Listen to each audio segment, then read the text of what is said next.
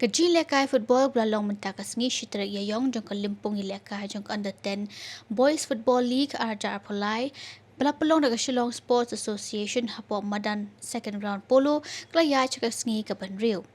Hanya kasngi na dan santli ki jinge lekai hakabaka jinge lekai kabaning kong Umphyrnai Sports Club klub peliem da apusan golan no ya Rangdajied United Football Club.